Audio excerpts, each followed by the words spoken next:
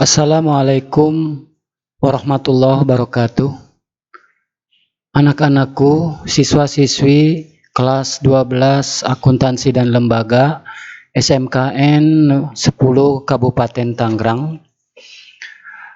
Jumpa lagi kita pada pertemuan yang kedua, di mana merupakan kali ini adalah pembelajaran tentang akuntansi komputer perusahaan dagang dengan menggunakan program Mayop perusahaan dagang versi yang ke-18. Namun tentunya kepada kalian semua, sebelum kita memasuki tentang akuntansi komputer perusahaan dagang, terlebih dahulu Bapak ingin memperkenalkan atau mereview kembali tentang ingatan kalian tentang perusahaan dagang.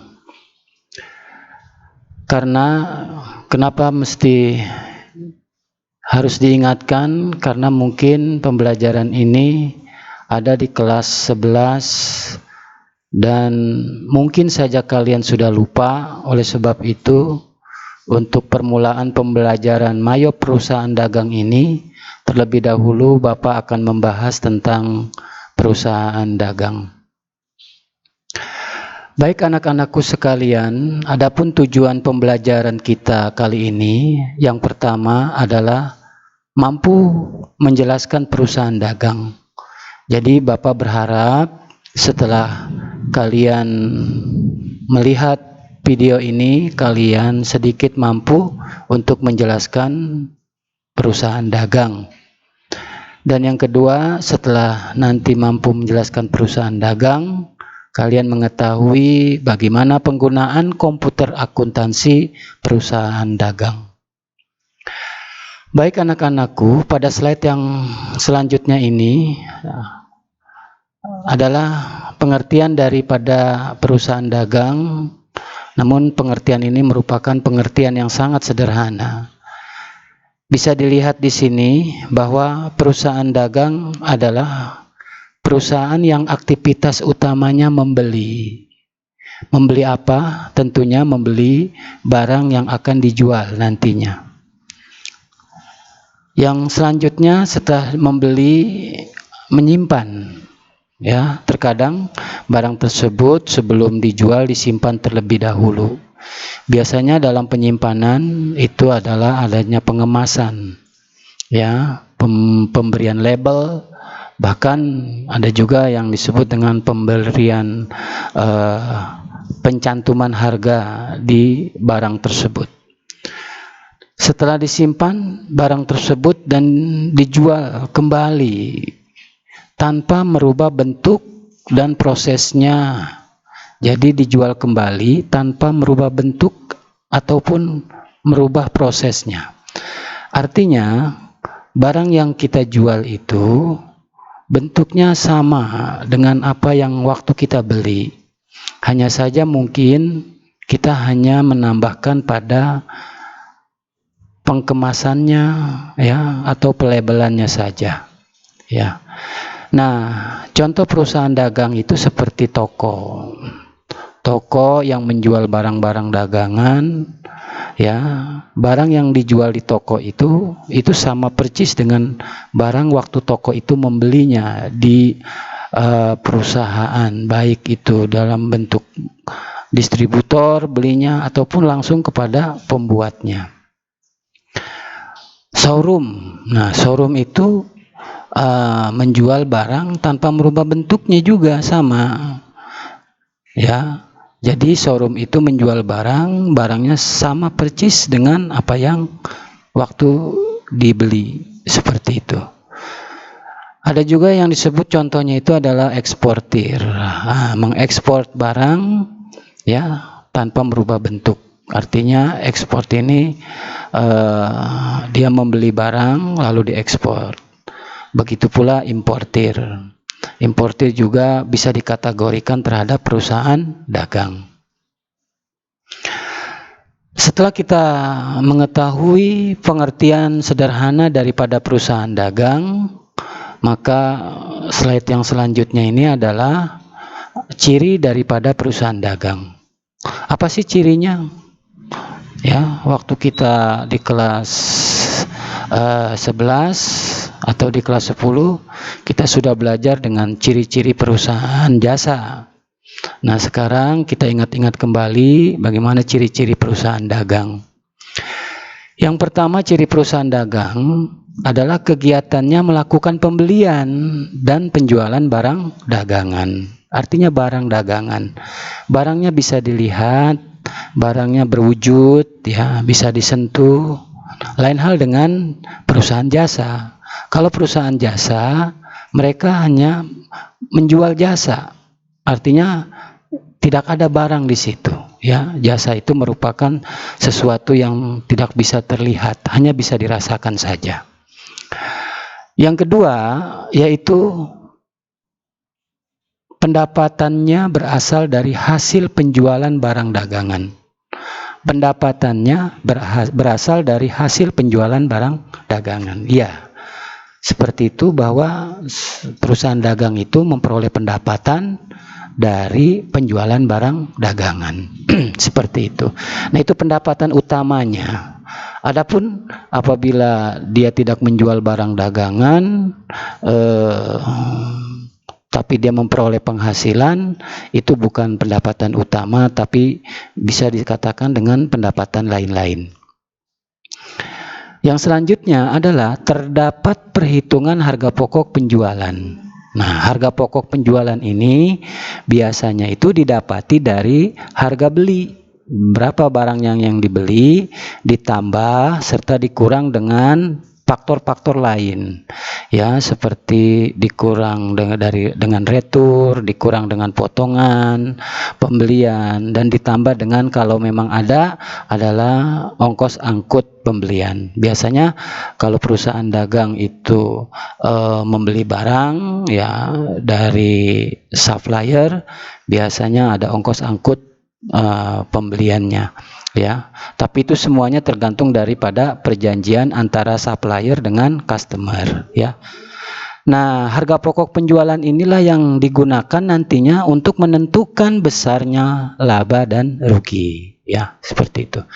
Yang selanjutnya adalah beban operasional. Beban operasionalnya itu terdiri dari beban operasional penjualan, ya, yaitu yang dikeluarkan untuk melakukan penjualan, ya. Jadi beban operasional penjualan dilakukan untuk melakukan penjualan. Seperti apa misalnya? Ya, seperti gaji bagian penjualan. Nah, itu merupakan masuk ke dalam beban operasional penjualan. Dan beban administrasi umum. Nah, ini adalah beban untuk bagian administrasi umum yang kaitannya dengan penjualan itu sangat sedikit sekali, ya. Contohnya apa? Ya, misalnya gaji bagian administrasi dan umum, seperti itu, ya. Nah, itu merupakan ciri daripada perusahaan dagang. Dan selanjutnya, ya, di dalam perusahaan dagang ini kita akan mengenal macam-macam transaksi perusahaan dagang. Nah, banyak sekali sebenarnya transaksi-transaksi perusahaan dagang. Tapi yang paling inti dan utama biasanya itu, yaitu pertama adalah pembelian. Ya, pembelian itu sendiri merupakan salah satu dari transaksi perusahaan dagang. Sudah pasti itu, ya. Pembelian ini bisa dilakukan dengan cara membeli tunai ataupun dengan cara membeli secara kredit. Seperti itu. Nah, tentunya kalian sudah belajar tentang pembelian ini pada saat kalian di kelas 10 atau di kelas 11, ya. Pembelian tunai ini misalnya apa dokumen transaksinya? Biasanya pembelian tunai itu dokumen transaksinya itu adalah nota kontan, ya, yang dilampiri dengan kwitansi, ya. Dan sedangkan untuk pembelian secara kredit biasanya dokumen transaksinya adalah adalah faktur. Nah, penyebutan untuk pembelian ini disebut dengan faktur pembelian. Biasanya pada dokumen itu tidak disebutkan apakah itu faktur pembelian ataupun faktur penjualan. Nanti ada perbedaannya. Yang selanjutnya, macam-macam transaksi perusahaan dagang, yaitu adalah retur pembelian ataupun potongan pembelian. Nah, retur pembelian ini terjadi karena ada pembelian barang dagangan yang tidak sesuai dengan pesanan, atau juga barang itu rusak pada saat sampai di gudangnya si pembeli. Nah, sehingga apa? Barang yang rusak itu harus dikembalikan kepada kepada supplier atau penjual. Nantinya kita akan mendapatkan potongan harga. Nah, adapun ya retur pembelian ini, dokumen transaksinya itu adalah nota debit. Nota debit biasanya disebut ya. Tapi bagi penjual biasanya menyebutnya sebagai nota kredit, seperti itu. Yang selanjutnya adalah potongan pembelian. Potongan pembelian ini didapati oleh si customer karena melakukan pembelian secara kredit dan membayar itu sesuai dengan waktu yang telah ditentukan. Nah, ya, jadi bisa jadi dia membayarnya lebih awal dari waktu juga yang ditentukan, sehingga si pembeli mendapatkan potongan pembayaran. Nah, dikatakan di sini disebut sebagai potongan pembelian. Nah, itu. Adapun dokumen transaksinya biasanya itu masuk dalam kwitansi ya. Potongan pembelian masuk ke dalam dokumen di kwitansi. Biasanya di kwitansi itu karena kita melakukan pembelian secara kredit itu di awal waktu. Nah, karena ada perjanjian apabila pembayarannya dilakukan di awal waktu, nah maka kita mendapatkan potongan. Biasanya seperti itu. Yang selanjutnya adalah beban angkut pembelian. Beban angkut pembelian ini juga biasanya menjadi salah satu transaksi perusahaan dagang yang sering terjadi. Ya, biasanya pada beban angkut pembelian ini masuklah yang disebut dengan bongkar muatnya, masuk juga yang namanya asuransi barangnya, seperti itu. Nah, semuanya itu dikategorikan sebagai beban angkut pembelian, dan beban angkut pembelian ini menjadi penambah pembelian sebuah perusahaan. Nah, yang selanjutnya yaitu macam-macam transaksi perusahaan dagang adalah penjualan. Nah, penjualan pun sama seperti pembelian, dapat dilakukan secara tunai ataupun secara kredit penjualan. Nah, dokumen transaksi penjualan secara tunai ini ya tadi sama dengan nota kontan ya atau kwitansi. Sedangkan dengan kredit ya seperti faktur. Nah, disebut dengan faktur penjualan bagi si penjualnya. Begitu pula potongan penjualan.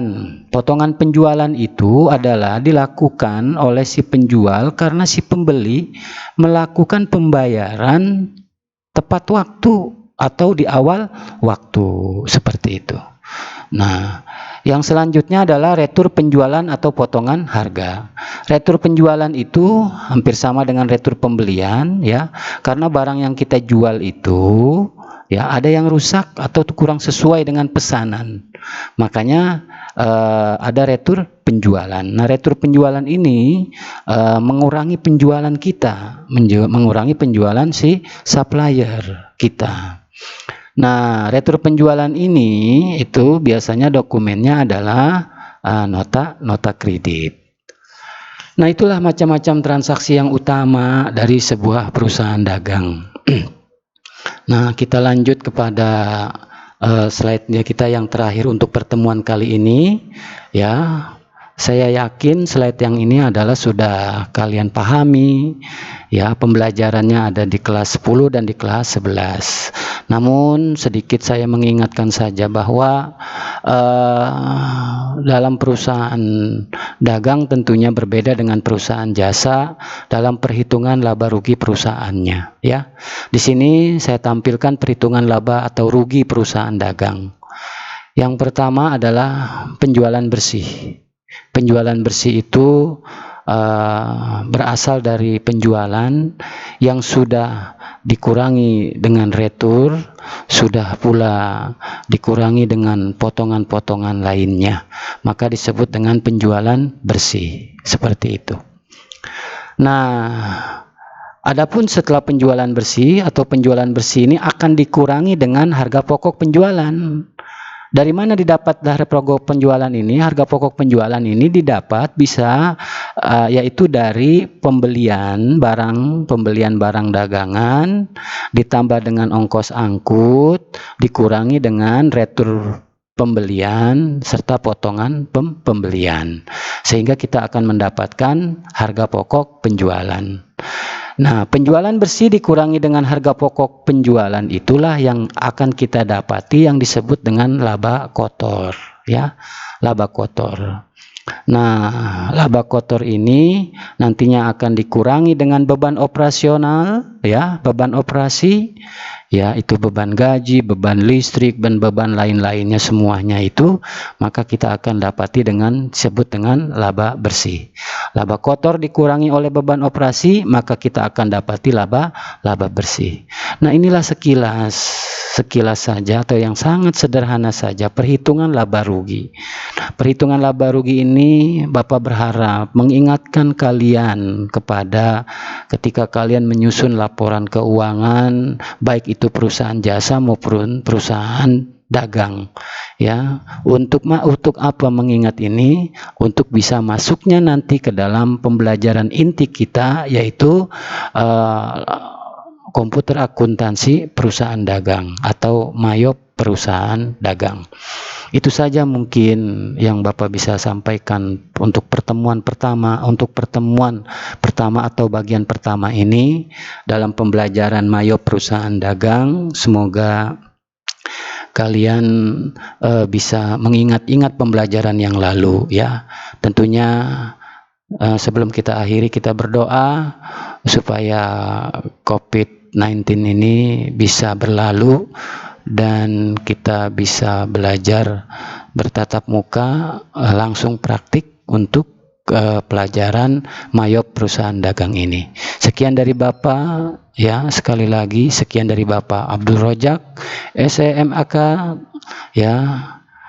Salam pada orang tua kalian, jagalah kesehatan kalian. Billahi taufiq wal hidayah. Wassalamualaikum warahmatullahi wabarakatuh.